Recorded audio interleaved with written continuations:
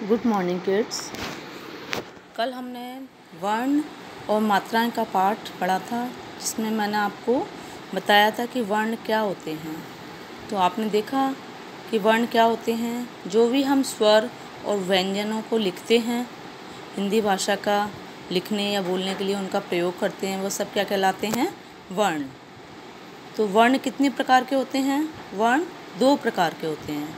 और वर्ण भाषा की सबसे छोटी इकाई मतलब उससे छोटा नहीं हो सकता। जैसे आप कोई भी अकेला अक्षर लिखेंगे, क लिखेंगे या ज लिखेंगे या छ लिखेंगे या उ लिखेंगे या ए लिखेंगे, तो इनको हम और छोटा नहीं कर सकते। ये वर्ण कहलाते हैं। वर्ण को मिलाकर हम भाषा लिखते हैं, लेकिन जो वर्ण होता है वो भाषा की सबसे छोटी इकाई होता है, मतलब उसका और ज़्यादा उसको हम छोटा नहीं कर सकते हैं। तो कल हमने पढ़ा था स्वर होते हैं। स्वर कितने होते हैं? और हमने ये भी मैंने आपको बताया था कि जो वर्ण होते हैं, वर्णों को हम जब सही क्रम में लिखते हैं, उनका ठीक सीक्वेंस होता है, तभी वो वर्णमाला बनती है। अगर आप उनको आगे पीछे ऊपर नीचे करके लिख देंगे तो वो वर्णमाला नहीं बनती है। जब आप उनको ठीक से, कि आपको पता होना चाहिए अ के बाद आ लिखना है, आ के बाद ई लिखना है, फिर ई, ऐसी व्यंजन में क के बाद ख लिखना है, ख के बाद ग लिखना है। तो आप जब उनको सही क्रम में लिखेंगे जब भी वो वर्णमाला कहलाती है। अगर आप उनको आगे पीछे या कैसे ऊपर नीचे करके लिख देंगे तो वो वर्णमाला नहीं कहलाएगी। तो उसमें हमने देखा था स्वर होते हैं वर्णमाला में। स्वर कितने होते हैं? 11।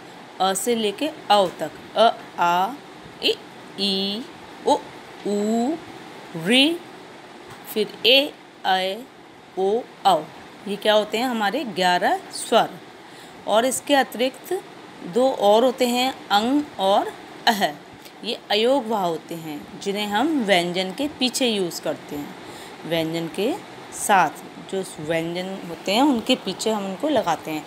अंग होता है, वो होता है अनुस्वार, जिसकी आवाज़ कहाँ से आती है? नाक से। अनुस्वार होता है जैसे पंखा, गंदा, ग के पीछे अंग की आवाज़ आई ना, गन, तो अनुस्वार और नाक से आवाज़ आती है इसकी। गंदा, चंदन, चन, च के साथ आवाज़ आई, च के पीछे से चन, च के बाद अंग की आवाज़ आई ना, तो हम ये क्या होते हैं? अनुस्वार, जिन्हें हम नाक से बोलते हैं। फिर है अह। ये होता है विसर्ग, जिसको हम व्यंजन के पीछे लगाते हैं। उसके लिए हम 2 बिंदु लगाते हैं, ठीक है। और इसका जो हम प्रोनाउंसिएशन होता है, इसके जो आवाज़ आती है, उच्चारण होता है, वो ह की तरह आवाज़ आती है। प्रातः, अतः, स्वतः। ओके, तो ये होते हैं विसर्ग। साथ में था एक चांद बिंदु वाला जिसमें नाक और मुंह दोनों से आवाज़ आती है, चांद बिंदु। ओके, अनुनासिक, इसको कहते हैं अनुनासिक। जैसे चांद, कहाँ, हाँ के ऊपर हाँ, इनको व्यंजन के साथ ही लगाया जाता है और उसमें नाक और मुंह दोनों से उनकी आवाज़ आती है। ये होते हैं अनुनासिक, ठीक है। उसके बाद व्यंजन थे। व्यंजन हमारे कितने थे? 33 व्यंजन थे। कुल व्यंजन हमारे कितने थे? 33। साथ ही उसमें कुछ अतिरिक्त व्यंजन थे। आपने देखा था, मैंने बताया था, जैसे ड के नीचे हमने डॉट लगा दी तो ड़ बन गया। ढ के नीचे हमने डॉट लगा दी तो वो ड़ बन गया। ऐसे ज के नीचे डॉट लगाई तो ज। ऐसे फ के नीचे डॉट लगाई तो फ। ये क्या होते हैं? अतिरिक्त व्यंजन। इनको हम अतिरिक्त व्यंजन कहते हैं, जो कि हमारी वर्णमाला में साथ में नहीं लिखे जाते, इनको अतिरिक्त होते हैं, ये अलग से एक्स्ट्रा होते हैं। ओके, इनका प्रयोग अलग अलग है, जैसे चढ़ना, पढ़ना, रगड़ना, ठीक है, यहाँ पर बोले जाते हैं। उसके बाद मैंने आपको बताया था कि कुछ संयुक्त व्यंजन भी होते हैं, जो कि 2 व्यंजनों को मिला के बनते हैं। संयुक्त व्यंजन क्या होते हैं? जो 2 व्यंजनों को मिला के बनते हैं। क्ष, जो क और श दोनों को मिलाते हैं तब अक्ष बनता है। ओके, कक्षा, परीक्षा। ओके, चक्षु। जो आपको और कुछ शब्द पता हो, अगर आपको इससे रिलेटेड और भी शब्द आपको पता हैं तो आप अपनी रफ नोटबुक में लिख सकते हैं। उसके बाद था त्र में त प्लस र, त और र दोनों की आवाज़ आती है तो बन जाता है त्र। जैसे पत्र, चित्र, मित्र, ठीक है ना। त्र में त प्लस र, त और र को मिला के ये एक संयुक्त व्यंजन बनता है त्र। फिर था ज्ञ से ज्ञानी, जिसमें ज और इया, ज और इया दोनों च वाली लाइन में होता है ना, च छ ज झ इया, तो ज और इया दोनों को हम मिला के बनाते हैं ज्ञ। ज्ञानी, ज्ञान और विज्ञान, तो ज्ञ। और इसके बाद था श्र में श और र दोनों को मिलाते हैं तो श्र बन जाता है। श्रमिक, परिश्रम, श्रम। ओके। श्रेया नाम भी होता है कुछ बच्चों का, श्रेया, श्रेय, ठीक है। तो ये संयुक्त व्यंजन होते हैं और संयुक्त व्यंजनों की संख्या कितनी होती है? 4। अब हम एक बार फिर से बोलते हैं, हमारी वर्णमाला में कितने स्वर होते हैं? 11 और व्यंजन होते हैं 33। 11 स्वर होते हैं और 33 व्यंजन होते हैं। और इसी में कुछ अतिरिक्त व्यंजन भी होते हैं, जैसे जो 4 थे आपको बताया था, ज, ज, ण, ढ़। साथ ही तो जब ये क्या हो गए, 11 स्वर हो गए और 33 व्यंजन हो गए, जिनको मिला के कुल हो गए 44 मूल वर्ण जो मैन हमारे उसके वर्ण होते हैं, अक्षर होते हैं, वो 44 होते हैं। इसके बाद 4 अतिरिक्त व्यंजन भी थे और 4 संयुक्त व्यंजन भी थे, तो उन सभी को मिला के कुल 52 हमारे वर्ण बन जाते हैं। कुल वर्ण कितने हो जाते हैं? 52। लेकिन जो मूल मैन होते हैं वो सिर्फ 44 होते हैं, 11 स्वर और 33 व्यंजन, ये हमारे होते हैं। आज मैं आपको बताऊंगी, जैसे आपने संयुक्त व्यंजन थे, 2 व्यंजनों को मिला के 4 संयुक्त व्यंजन थे। उसके अलावा कई बार हम कुछ शब्द ऐसे लिखते हैं जिनमें हम 2 व्यंजन जो हमारे मूल व्यंजन हैं उन्हीं को हम मिलाते हैं। जैसे कि आपने लिखना है बच्चा, तो बचा। अगर आपने एक चा नहीं लिखा, एक ही चा लिखा, तो वो बन जाएगा बचा। तो बचा तो नहीं होता ना, बच्चा, मतलब एक च की आवाज़ हल्की सी आई, उसके साथ दूसरा च की आवाज़ पूरी आई। तो जो बाद वाला व्यंजन होता है उसके साथ हम स्वर का प्रयोग करते हैं। स्वर होते हैं ना, अ, ई, उ, तो उनके साथ स्वर आता है। जैसे बच्चा, वो बाद वाले व्यंजन में आता है, पहले वाले व्यंजन में नहीं आता। जब 2 व्यंजनों को मिलाते समय पहला व्यंजन बिना स्वर का और दूसरा व्यंजन स्वर के साथ हो तो उन्हें भी संयुक्त व्यंजन कहते हैं, ठीक है। जिसमें जैसे च और च को मिलाया तो च ऐसे करके बोलेंगे, च नहीं बोलेंगे, च, बच्चा। तो अब पहले च में तो आवाज़ नहीं आई, दूसरे च के साथ हमने स्वर लगा दिया, आ का स्वर लगाया तो वो बन गया बच्चा। ऐसे ही ग और न, अब ग न को दोनों व्यंजन हैं, इसको हमने मिलाया तो बन गया ग्र। जैसे मग्न, तो ग और न को आ नहीं, अ की कोई मात्रा नहीं होती, लेकिन वो स्वर तो होता है ना, तो न के साथ हमने अ स्वर की मात्रा आई, ग के साथ नहीं, न के साथ। ऐसे ही म प्लस म, अब 2 माँ को मिलाए तो वो बन गया म, अम्मा। और वो और शब्द सोचो उसका, अम्मा। और इस तरीके से और भी शब्द हम इसके सोच के लिख सकते हैं। मैं आपको एक्सरसाइज दूँगी जब उसमें दूँगी, ठीक है। ऐसे ही स और त, स और त को मिलाया स्त, अस्त, त्रस्त, निरस्त, ठीक है ना।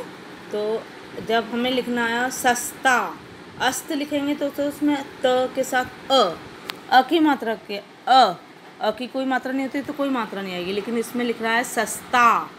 अब इसमें स के बाद स को मिलाया है तो पहले स्वर, पहला व्यंजन है इसका स को अ है तो उसके साथ कोई स्वर की आवाज़ नहीं आ रही है, लेकिन जो अगला वाला है त के साथ उसमें आ, सस्ता, तो ता के साथ आ की मात्रा आएगी। पहले वाले स्वर व्यंजन में मात्रा नहीं आती है, स्वर नहीं आता है, लेकिन आगे वाले व्यंजन के साथ स्वर का प्रयोग करते हैं, उसके साथ स्वर लगाया जाता है। जैसे स्व, इसमें स्वामी, स्व से मिला के बनाया स्वामी, तो स्वा के लिए स को कोई स्वर की आवाज़ नहीं आई, लेकिन वा के साथ आ स्वर की आवाज़ आई है तो उसके आ की मात्रा लगा दी।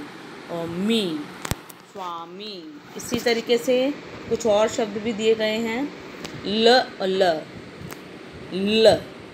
बल्ला, गल्ला, चिल्ला, लल्ला, ठीक है। ऐसे क और ख को मिलाया, ख, मक्खी और मक्खन, ठीक है। तो ये पहले वाले व्यंजन में कोई स्वर नहीं होता, लेकिन जो दूसरा व्यंजन होता है उसके साथ हम स्वर का, ख के साथ हमने स्वर का प्रयोग क के साथ नहीं करा, ख के साथ करा। मक्खी,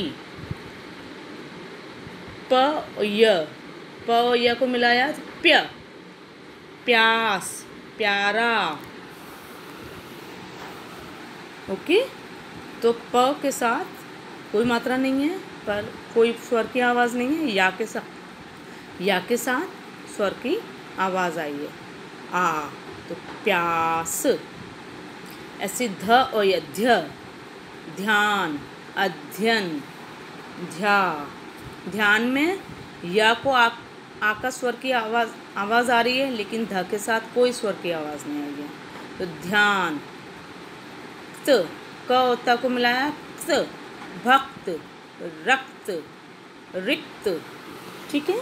इसमें त के साथ कोई स्वर, किस स्वर की आवाज़ आ रही है, अ, ठीक है ना। क के साथ कोई स्वर नहीं आएगा, लेकिन त के साथ अ किस आवाज़ आई है, तो अ की कोई मात्रा नहीं होती, इसलिए हमने इसको कोई मात्रा नहीं है। इसी तरह के कुछ और शब्द हम ढूंढेंगे और उसको अपनी रफ नोटबुक में आप ढूंढ के लिख सकते हैं और मुझे शेयर कर सकते हैं इसी तरीके के। तो ये क्या थे, जब दो व्यंजनों को मिलाते हैं, एक तो वो संयुक्त व्यंजन मैंने कल आपको बताए थे, कक्ष, उसमें क्ष, त्र, ज्ञ और श्र, वो चार थे। उसके अलावा भी हम दो व्यंजनों को मिला के संयुक्त व्यंजन बनाते हैं। शब्दों को लिखते समय कभी हमें दो व्यंजनों को मिलाना पड़ता है, लेकिन जो स्वर होता है वो बाद वाले व्यंजन में आता है, दूसरे व्यंजन में, पहले वाले व्यंजन में नहीं आता है। अब है आगत वर्ण। आगत वर्ण क्या होते हैं? हिंदी में कुछ ऐसे वर्ण होते हैं जिन्हें दूसरी विदेशी भाषा से शामिल किया जाता है। दूसरी भाषा से, कोई भी दूसरी भाषा हो सकती है, वो हमारे देश की नहीं होगी, और वे इस प्रकार हैं। जैसे बॉल, बाल तो नहीं बोलेंगे, इसको बोलेंगे बॉल। इसमें ओ की मात्रा भी नहीं आएगी, बोल भी नहीं बोलना है, बॉल। तो उसमें ऊपर सिर्फ चांद आता है, उसमें डॉट नहीं आनी है। डॉक्टर, डॉक्टर नहीं होता, डॉक्टर, ओके। तो इसमें भी सिर्फ ऑ करके आवाज़ आई है, तो ऊपर सिर्फ चांद आएगा और इसमें बिंदु नहीं आएगी, ठीक है ना। ऑ, ज के नीचे डॉट लगा दी तो बन गया ज, जख्म, ज़मीन। ये उर्दू भाषा से शब्द लिए गए हैं, ये भी हमारे देश की भाषा नहीं है, उर्दू भाषा से। ऊपर बॉल और डॉक्टर में अंग्रेजी भाषा के है, और ज में जख्म, ज़मीन, इनमें क्या लिया गया है, उर्दू भाषा से लिए गए हैं। सिर्फ फ के नीचे डॉट लगा, फ के नीचे डॉट लग गई तो फर्क, लिफाफा, बस, ओके। फ, इसको थोड़ा आगे से अपने होठों को घुमाते हुए, फ तो हम सिंपल बोल सकते हैं फ, लेकिन जब फ बोलेंगे तो आगे हमें अपने होठों को आगे से गोल करके थोड़ा सा हवा निकालते हुए बोलना, फ लिफाफा फर्क। तो ये भी हमारे देश की भाषा नहीं, ये दूसरी भाषा के हैं।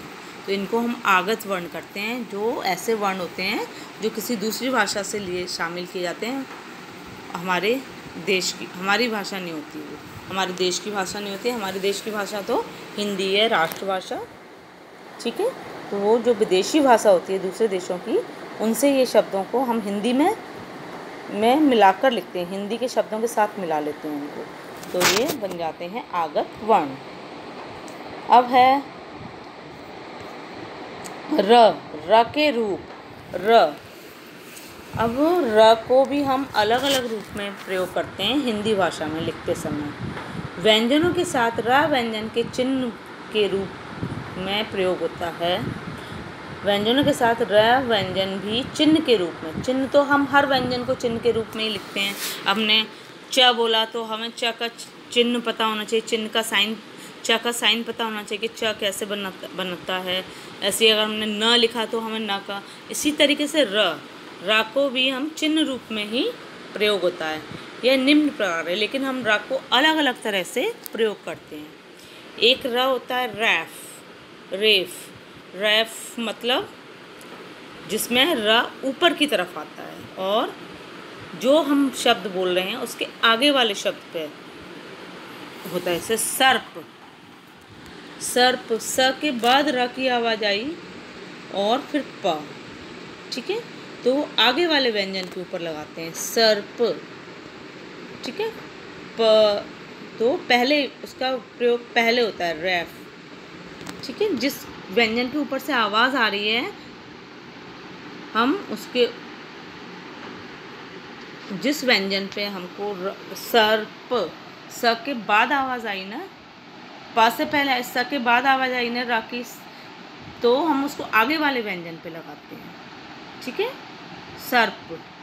ऐसे कार्य, का के बाद आवाज़ आई र की, कार्य, तो र की आवाज़ आगे आई ना का के आगे, तो उसको हम या के ऊपर लगाएंगे, क के ऊपर नहीं लगाएंगे। कार्य, सर्प, ओके। पर्व, पर्व में भी प र, प के बाद आवाज़ आई र की, व। परव, पूरा र लिख देंगे तो परव बन जाएगा, परव नहीं, पर्व, र की आवाज़ बहुत थोड़ी सी आ रही है, तो हम प के बाद जो व्यंजन है उसके ऊपर र को लगाएंगे। तो ये होते हैं रैफ, जो आगे वाले व्यंजन पे प्रयोग किए जाते हैं और ऊपर लिखे जाते हैं। व्यंजन के ऊपर उसका चिन्ह लगाया जाता है। ऊपर आप देख रहे होंगे इसका चिन्ह कैसा होता है, आधा सा ऊपर से थोड़ा सा कर्व बना के होता है, इसको हम आगे लगाते हैं, ठीक है। र। अब है र पदेन। पदेन मतलब पैरों की तरफ। प के साथ र की आवाज़ आती है तो हम उसको नीचे लगाते हैं, एक, ठीक है। प के साथ या र जो भी हो तो उसको हम नीचे की तरफ, पदेन मतलब पैर, हमारे पैर नीचे होते हैं। ऐसे ही जब प के साथ र की आवाज़ आती है, कई जगह शॉर्ट साउंड, छोटी साउंड होती है, तो उसको हम नीचे लगाते हैं। प्र, तो वो बन जाता है प्रश्न। जैसे आप लिखते हो प्रश्न, प्रकाश, प्रणाम, ठीक है। तो जब नीचे की तरफ ग्रह, कोई भी हो शब्द, उसमें अगर नीचे की तरफ साइन की तरह तिरछी लाइन होती है, उस तरीके से हम र का प्रयोग करते हैं, तो वो बन जाता है पदेन, मतलब नीचे, व्यंजन के नीचे उसका प्रयोग। ग्रह, क्र, जैसे आपने कोई ऐसा शब्द लिखा है विक्रेता, तो क्र, क के नीचे से आवाज़ आई, क्रे, क के व्यंजन के साथ ही आई है लेकिन उसको नीचे, उसके नीचे लगाएंगे। पदेन मतलब नीचे लगाए जाते हैं, ओके। प्रणाम। अब र एक और होता है पदेन, जिनका प्रयोग हम सिर्फ ट और ड के साथ करते हैं, ठीक है। उसका प्रयोग सिर्फ ट और ड के साथ होता है। ट्र, टर तो नहीं लिखेंगे, ट्र, तो वो हम नीचे, जैसे उसको हम बना देते हैं वी शेप में, उल्टा वी करके बना देते हैं, वो बन जाता है truck, drum, okay. Truck, train, drum, तो इनको भी हम पदेन बोलते हैं। पदेन मतलब नीचे लगाना, रैफ मतलब ऊपर लगाना और पदेन मतलब नीचे लगाना। ठीक है, तो ये कुछ अलग से र होता है। र को हम अलग अलग जगह अलग अलग तरीके से उसका हम प्रयोग करते हैं।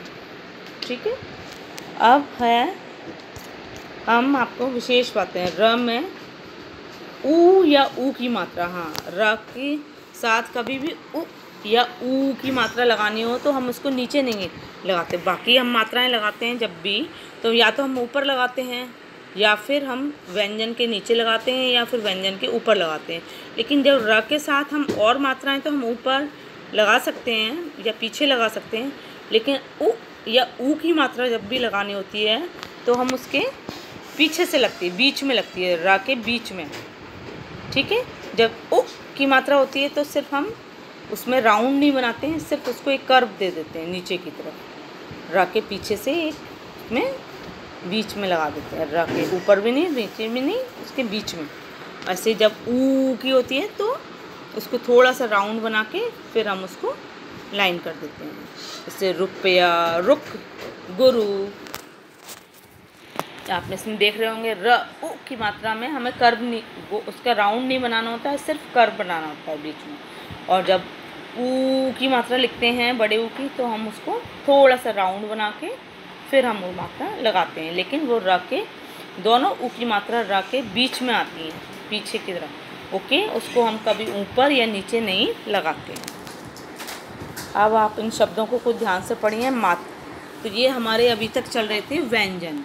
ठीक है, जिसमें स्वर थे, व्यंजन थे, वर्ण, ये सारे वर्ण थे। स्वर थे, व्यंजन थे, अतिरिक्त व्यंजन थे, संयुक्त व्यंजन थे, आगत वर्ण थे।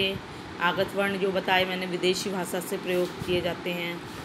ठीक है, और र के व्यंजनों के साथ कैसे प्रयोग होता है। र में र भी 3 तरीके से प्रयोग होता है, रैफ, पदेन, पदेन। तो रैफ में हमेशा र ऊपर लगता है, जिस व्यंजन के आगे आवाज़ आ रही हो, जिस व्यंजन के साथ आवाज़ आ रही हो उसके आगे वाले व्यंजन पे लगता है। ठीक है, पदेन में नीचे लगाना होता है, लेकिन प के साथ या बहुत से व्यंजन होते हैं जिसमें आप बोलते हो गृह कार्य, विक्रेता, इनमें नीचे की तरफ लगाना होता है, एक स्लैंटिंग लाइन की तरफ लगाना होता है। और ट और ड के साथ भी पदेन होता है, वो भी नीचे लगता है, लेकिन वो उल्टा वी करके, छोटा सा वी, एक ट्राइंगल पूरा बंद नहीं होता, एक उल्टा वी। इंग्लिश का अल्फ़ाबेट होता है ना वी फॉर वैन, उसको आप उल्टा करके लगा दीजिए तो वो बन जाता है turn, truck, train, drum, dress. ठीक है, तो ये थी। और साथ में र के साथ मैंने आपको बताया उ और ऊ की मात्रा का कैसे प्रयोग करते हैं। वो मात्रा ऊपर या नीचे नहीं लगाई जाती है, वो हमेशा पीछे बीच में लगती है, र के बीच में, पीछे की तरफ। ठीक है, अब हम पढ़ेंगे मात्राएं। मात्राएं क्या होती हैं। आप जो भी स्वर होते हैं उनको बोलते समय आपके मुंह से कुछ आवाज़ें, अलग अलग तरह की आवाज़ें निकलती हैं। जैसे आपने अ बोला, फिर आपने आ बोला, इ बोला, ऐसे ई बोला, उ, ऐसे ऊ, रे, उसके बाद ए। तो आप जो भी स्वर बोलते हैं सभी में अलग अलग तरह की आवाज़ें आती हैं। अब नीचे आप चित्रों को पढ़ो, देखो और उनको पढ़ो। ये है फूल, किताब, केला। ठीक है, अब हम तो व्यंजनों को सही प्रकार से बोलने के लिए स्वरों की सहायता लेनी पड़ती है। जो भी व्यंजन होते हैं क से लेके ह तक, तो उनमें व्यंजनों को सही प्रकार से बोलने के लिए, अब आपको उनको ठीक बोलना है तो हमें उनके लिए स्वरों की सहायता, अ से आओ तक जो भी स्वर होते हैं उनकी सहायता हमें लेनी पड़ती है। जैसे आप इसमें था फूल, अब फ को हमें किस स्वर की आवाज़ आई, फू, ऊ की आवाज़ आई ना, और ल को अ। अब फ के साथ अगर हमें फूल लिखना है तो हम कैसे लिखेंगे। तो स्वरों के सहायता, जब भी हम व्यंजन को सही प्रकार से बोलना होता है तो हमें स्वरों की सहायता लेनी पड़ती है। व्यंजनों के साथ स्वर अपने मूल रूप में नहीं लिखे जाते हैं, व्यंजनों के साथ स्वर चिन्ह के रूप में लिखे जाते हैं। चिन्ह मतलब उनका साइन होता है। यह चिन्ह ही मात्रा कहलाते हैं। ठीक है, जो हर आपने देखा होगा हर स्वर की जो आवाज़ होती है उसका अलग साइन होता है। आपने कभी मात्राएं देखी है? अ के लिए हम सिर्फ एक स्टैंडिंग लाइन बना देते हैं। ई के लिए हम स्टैंडिंग लाइन और लेफ्ट हैंड साइड से ऊपर को कर्व कर देते हैं। ऐसे ई, उसके हमने राइट हैंड में स्टैंडिंग लाइन बनाई और ऊपर से कर्व किया। ऐसे ही उ को नीचे से राउंड करके लेफ्ट साइड में राउंड उसको ऊपर को करा और ऊ के लिए छोटा सा राउंड बना के राइट साइड में करा। ऐसे ए के ऊपर ए की मात्रा आपने देखी होगी, आई की मात्रा, ओ की मात्रा, हर स्वर के लिए अलग अलग तरह का चिन्ह होता है, अलग अलग मात्राएं होती हैं। तो जब भी हम कभी है ना ऐसे शब्दों को लिखना होता है तो व्यंजन के साथ हमें उन मात्राओं की आवश्यकता है। अगर हम मात्राएं नहीं लगाएंगे तो हम कैसे लिखेंगे? जैसे इसमें था फूल, अब फ के साथ ऊ की आवाज़ आई तो आप ऊ लिखोगे और ल। इस तरीके से आप शब्दों को लिखोगे तो ये तो शब्द बहुत बड़े बड़े हो जाएंगे। मान लो आपको कोई बड़ा सा शब्द लिखना है जैसे दीवार, तो आप कैसे लिखोगे? द के बाद आप ई लिखोगे, फिर व के साथ आ लिखोगे, फिर र के साथ अ, ऐसे लिखोगे। इतने ऐसे ऐसे शब्द लिखेंगे तो हम बहुत लंबा हमें लिखना होगा और वो देखने में भी अच्छा नहीं लगेगा। जिस तरीके से किताब था क, अब का को ई की साउंड आई तो उसमें ई लिख दिया। तक ता के साथ आ की साउंड आई तो आ लिख दिया। ब के साथ अ, लेकिन उसके कोई मात्रा नहीं होती तो हमने उसमें कुछ नहीं लिखा है। इसी तरीके से केला में क, ए, ल, आ। अब इस तरीके से हम शब्दों को लिखेंगे तो ये तो अच्छे नहीं लग रहे हैं। हम स्वरों को ही पूरा का पूरा स्वर ही इसमें लिख रखा है तो हमें पूरा स्वर नहीं लिखना होता है। जब भी हमें कोई व्यंजन के साथ हमें स्वर लिखना होता है तो हम उस स्वर को पूरा नहीं लिख के उसकी जगह हम मात्रा लगाते हैं। मात्रा उन स्वरों के चिन्ह होते हैं, उनके साइन होते हैं। ठीक है, जैसे आपको फ ऊ, अब हमने ऊ की जगह ऊ का साइन लगा दिया। ठीक है, ऊ का साइन आपने देख लिया, ये मात्रा हो गई। इन्हीं को मात्रा कहते हैं। जो ये चिन्ह होते हैं इन्हीं को हम क्या कहते हैं? मात्रा। ठीक है, हर स्वर की अलग तरह की मात्रा होती है और वो मात्राएं मुझे लगता है आपको आती होंगी क्योंकि आपने फर्स्ट यूकेजी में, फर्स्ट में और सेकंड में दोनों में आपने मात्राएं सीख रखी हैं। तो अब आपको हर स्वर की मात्रा का पता होना चाहिए, कौन सी मात्रा कैसी होती है। ठीक है, और नहीं आती है तो आप उसको थोड़ा सा रिवाइज कर सकते हैं। ठीक है, ऐसे ही इस तरह शब्दों को लिखना, बोलना, समझना मुश्किल होता है। जैसे ऊपर फ ऊ ल, क ई त आ ब, क ए ल आ, तो इस तरीके से अगर शब्दों को हम लिखेंगे तो वो हमारे लिए पढ़ने और समझने मुश्किल हो जाएंगे कि क्या है। इसलिए हम जब भी स्वर लिखने होते हैं तो हम उसका स्वर न लिख के उसका चिन्ह लगा देते हैं। जैसे आप यहाँ हम कितनी आसानी से पढ़ रहे हैं, फ के साथ ऊ का चिन्ह लगा दिया तो फूल, ऐसे क के साथ ई का चिन्ह लगाया तो कि, त के साथ आ का चिन्ह लगा दिया, ब किताब, ऐसे केला, क के साथ ए ना लिख के हमने ए का चिन्ह लगा दिया, ल के साथ आ ना लिख के उसका चिन्ह लगा दिया। तो जब चिन्ह लगा देते हैं तो वो हमारे लिए पढ़ने आसान हो जाते हैं और इन चिन्हों को हम मात्रा कहते हैं। ठीक है, मात्राओं का प्रयोग हमेशा व्यंजन के साथ होता है और मात्राएं क्या होती हैं? स्वरों के जो ध्वनियाँ होती हैं उनका एक चिन्ह रूप में हम लिखते हैं, उनको हम मात्रा कहते हैं। हर स्वर की एक चिन्ह होता है, उसी को हम मात्रा कहते हैं और इन चिन्हों का प्रयोग हम व्यंजन के साथ करते हैं। चिन्हों का प्रयोग हम हमेशा व्यंजन के साथ करते हैं। ये व्यंजन होते हैं क से ह तक, इनके साथ हम, जैसे हमें खीर लिखना है तो ख ई र ऐसे थोड़ी लिखेंगे, हम उसको लिखेंगे ख के साथ ई। अब ई की साउंड आई तो हम ई का चिन्ह लगाएंगे, मात्रा उसकी लगा दी और र। तो इसी तरीके से हम हर शब्द के में मात्राओं का प्रयोग करते हैं, स्वरों के चिन्हों का प्रयोग करते हैं व्यंजन के साथ। व्यंजन कभी अकेले नहीं बोले जाते हैं, हमेशा मात्राओं के साथ आते हैं, लगभग मात्राओं के साथ, हमेशा नहीं, कभी कभी हमें बिना मात्रा के भी व्यंजन लिखने होते हैं, क्योंकि वहाँ अ की साउंड आ रही होती है। अ स्वर होता है, आ की कोई मात्रा नहीं होती, आ की मात्रा होती है, अ की नहीं होती है। ओके, तो ये थी मात्राएं, वर्ण आपको बताया और मात्राएं। तो अब आपको समझ में आ गया होगा वर्ण क्या होते हैं और मात्राएं क्या होती हैं। ठीक है ना। वर्ण आपको पता ही था, स्वर और व्यंजन को मिला के वर्ण होते हैं, वो वर्णमाला बन जाती है। और स्वरों के चिन्ह होते हैं, जो उनकी आवाज़ें निकलती हैं, ध्वनियाँ होती हैं, उनके सभी के चिन्ह होते हैं। उन चिन्हों का प्रयोग हम व्यंजन के साथ करते हैं, जो क से ह तक होते हैं, उन व्यंजनों के साथ हम उन चिन्हों का प्रयोग करते हैं। और व्यंजन में कुछ संयुक्त व्यंजन और कुछ अतिरिक्त व्यंजन भी होते हैं। व्यंजनों में कुछ संयुक्त व्यंजन भी होते हैं और कुछ अतिरिक्त व्यंजन भी होते हैं। लेकिन हमारे कुल मूल वर्ण कितने होते हैं? मूल मतलब टोटल स्वर और व्यंजन को मिला के 44 होते हैं, 11 स्वर और 33 व्यंजन। लेकिन जो अब हम उनमें अतिरिक्त व्यंजन को मिला लेते हैं और संयुक्त व्यंजन को मिला लेते हैं, तो वो हमारे कुल हो जाते हैं 52। ठीक है। तो इस प्रकार हमने ये वर्ण और मात्राएं इस पाठ में पढ़ी। आज आप इसको फिर से पढ़ेंगे, जो आज मैंने आपको पाठ पढ़ाए हैं। जितना जो कल आपने पेज पढ़े थे आप उनको भी रिवाइज करिएगा, और आज जो मैंने आज आपके साथ पेज आपको समझाया है, इनको भी आप पढ़ के और एक बार मेरा वीडियो भी आप सुन सकते हैं। आपको कुछ चीज़ समझ में नहीं आ रही तो आप मुझे पूछ भी सकते हैं। ठीक है।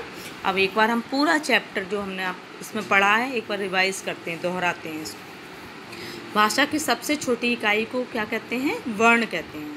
भाषा की जो सबसे छोटी इकाई मैंने आपको बताया था, जब हम हर अक्षर को अलग अलग लिखते हैं तो अलग अलग किसी और अक्षर के साथ मिला के नहीं लिखते, तो वो वर्ण होता है। और वो वर्ण भाषा की सबसे छोटी इकाई, मतलब भाषा वहाँ से स्टार्ट होती है।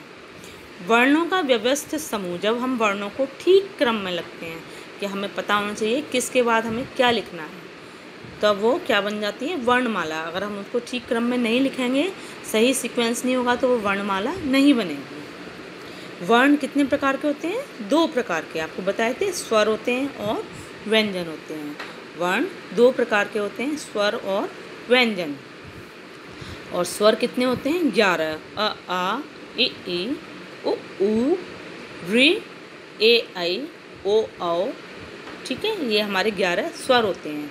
और जो अंग और अह होते हैं वो अयोगवाह होते हैं वो। ठीक है, वो भी उनकी आवाज़ भी होती है और उनके भी चिन्ह होते हैं, लेकिन स्वरों में हमारे अ से औ तक काउंट होता है, तो ये 11 होते हैं। ऐसे मूल व्यंजन जो हमारे क से लेके ह तक होते हैं वो 33 होते हैं। ठीक है, मूल व्यंजन हमारे कितने हो गए? 33। तो अगर हमसे पूछा जाए कि अब हमारे मूल वर्ण कितने बन गए, स्वर और व्यंजन को प्लस कर देंगे तो 11 प्लस 33 कितने हो गए? 44, 44। तो ये हमारे मूल वर्ण कितने हो गए? 44। और जब हम इनके साथ संयुक्त व्यंजन और अतिरिक्त व्यंजन को भी प्लस कर देते हैं तो ये हो जाते हैं 52, 52। ठीक है, तो कुल वर्ण हमारे 52 होते हैं, लेकिन मूल वर्ण हमारे 44 होते हैं। अब मैंने आपको आज ये पूरा चैप्टर आपको समझा दिया है। अब आप इसको एक बार आराम से बैठ के रीड करेंगे अपनी अपनी बुक्स में से। फिर भी आपको अगर कुछ नहीं समझ में आता है तो आप मुझसे पूछ सकते हैं। ठीक है, बाकी हम इसकी एक्सरसाइज हैं उनको हम कल करेंगे, वो मैं आपके साथ कल शेयर करूँगी। आज बस आप इसको रीड करिए, पूरा चैप्टर अब आपका कंप्लीट हो गया है। Okay, good bye children. कल फिर मैं आपसे बात करूँगी। बाय।